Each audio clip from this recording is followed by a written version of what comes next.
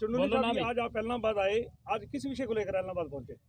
देखिए, जो आंदोलन देश के अंदर चल रहा है, उसी आंदोलन के संबंध में ऐलनाबाद आया हूँ। और आया तो हनुमानगढ़ था, लेकिन यहाँ के जो भाई हैं उनका प्यार यहाँ तक खींच के ले आया और उन्होंने कल हमारे से टाइम लिया था। और रात टाइम लेने के बाद और अब तक इन्होंने बहुत अच्छी यहाँ पे भीड़ जुटा दी है।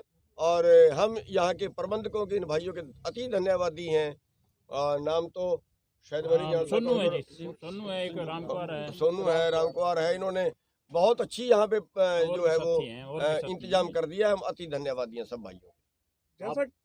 जैसा कि देश भर में किसानों का आंदोलन चल रहा है और 3 कृषि कानूनों को निरस्त करने की मांग को लेकर चल रहा है, और नरेंद्र मोदी जो हमारे देश के प्रधानमंत्री हैं, उन्होंने आज भी बोला है कि जो एमएसपी पहले था, है और आगे भी रहेगा, उसके बावजूद भी जो ये किसान जो है ना गलत तरीके से धरना दिया, इसके बारे में आप क्या कहेंगे? देखिए, जहाँ तक 3 कृषि कानूनों की बात है, ये कृषि कानून नहीं है, ये कृषि व्यापार कानून है। कृषि कानून तो केंद्र सरकार बना ही नहीं सकती, कृषि के व्यापार के कानून हैं। और ये कृषि का व्यापार जो खरबों का व्यापार है, वो अडानी जो मोदी है वो अपने मित्रों को देना चाहता है। और पूरे देश का जो भोजन है वो चंद पूंजीपतियों के गोदामों में चला जाएगा इन कानूनों से, और पूरा फिर वो ब्लैक करके उस भोजन को बाहर निकालेंगे। और देश की जो हमारे देश की गरीब जनता है, उसमें करोड़ों लोग भुखमरी का शिकार होंगे, क्योंकि यहाँ की जनता अमीर जनता नहीं है। पहले हमारे सामने उदाहरण आ चुका है। महाराष्ट्र की सरकार ने दाल से स्टॉक सीमा हटाई थी, 200 रुपये किलो में दाल बिकी थी। अभी प्याज आपके सामने 80 रुपये किलो में बिका, आलू 40 रुपये किलो में बिका। अभी कानून नहीं थे तो ये हाल है। और जब उनको लाइसेंस दे दिया गया तो हमारे देश में इतने मोटे मोटे मगरमच्छ हैं जो सारे देश का भोजन खरीद के अपने गोदाम में जमा कर सकते हैं। और भोजन जो है वो व्यापार नहीं होता, एक बात। दूसरा, जो उन्होंने कहा है एमएसपी है, एमएसपी था और एमएसपी रहेगा। मैं ये कहता हूँ, एमएसपी तय करते थे, एमएसपी तय कर रहे हैं और एमएसपी तय करेंगे, लेकिन एमएसपी पे खरीद ना है और ना थी और ना करेंगे।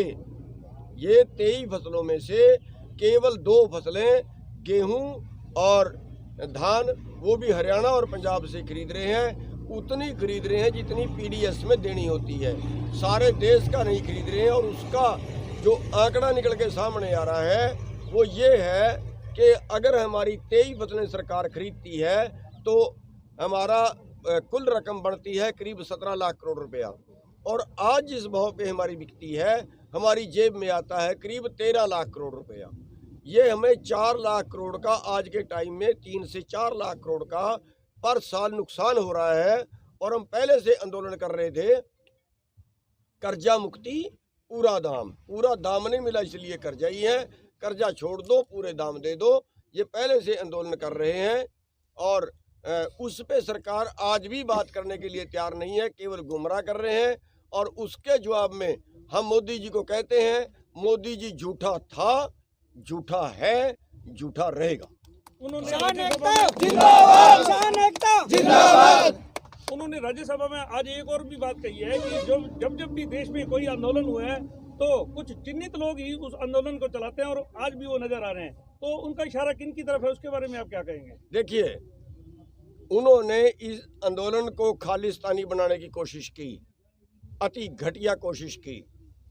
उन्होंने इसको कहा कि पाकिस्तान से चंदा आ रहा है, उन्होंने कहा चीन से चंदा आ रहा है, उन्होंने हरियाणा पंजाब में बांटने की कोशिश की, उन्होंने हिंदू सिख में बांटने की कोशिश की। लेकिन ये सारी उनकी घटिया चालें, देश को पाड़ने की चालें, देश को फूट डालने की चालें, सारी नाकाम हुई हैं। क्यों? क्योंकि ये आंदोलन हम नहीं चला रहे।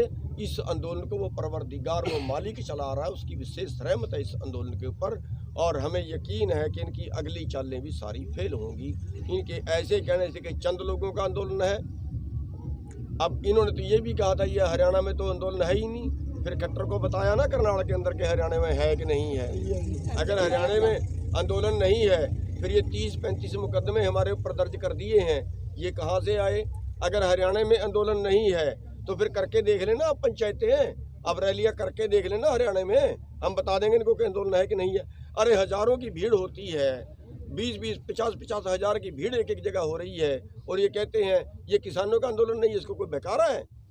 अरे अगर किसी के बहकाने से 50-50 हजार लोग इकट्ठे हो सकते हैं, अगर किसी के बहकाने से 2 लाख ट्रैक्टर दिल्ली में जा सकते हैं, 10 लाख 15 लाख की भीड़ दिल्ली में जा सकती है, तो फिर सरकार किस काम की है?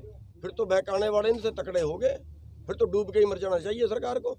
एक अंतिम सवाल जो चटर्जी साहब जी मैं पूछूंगा कि आप सिरसा में 4 बार आए और किसानों का ऐसा कहना है कि जो किसानों का एक सिरसा में पक्का मोर्चा भी लगा हुआ है और वहाँ पक्का मोर्चा पर आप नहीं पहुंचे, इसके बारे में क्या कहेंगे? मेरे को नहीं पता पक्का मोर्चा है कौन सा और कच्चा मोर्चा कौन सा है।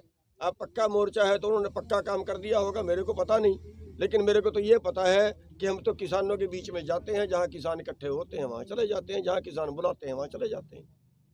सर पहले भी कई बार जाम हुआ, कल भी चक्का जाम किया गया था 3 घंटे के लिए, क्या प्रभाव नजर आया उसका? देखिए प्रभाव का तो ये है, पत्थर बेशक आखिरी चोट से टूटता है, लेकिन पहले वाली चोटें बेकार नहीं जाती, पहले वाली चोटें उसको बोधा करती हैं। हम हर स्टेप जो उठा रहे हैं वो मोदी सरकार को बोधा कर रहा है, कमजोर कर रहा है, और जिस दिन ये टूटेगी उस दिन ये बिखर जाएगी। आगे की क्या तैयारियां सर?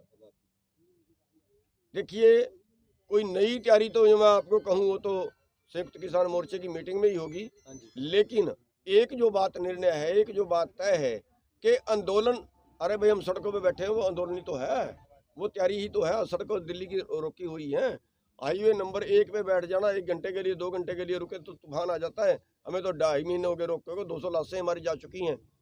तो हम तब तक बैठे रहेंगे, तब तक आंदोलन चलाएंगे जब तक हम जीत नहीं जाते। चुनौती साहब, देश के इस आंदोलन के दौरान अभी तक लगभग 200 से ज़्यादा किसानों की शहादत हो चुकी है, लेकिन देश के प्रधानमंत्री के मुंह से एक भी शब्द किसानों की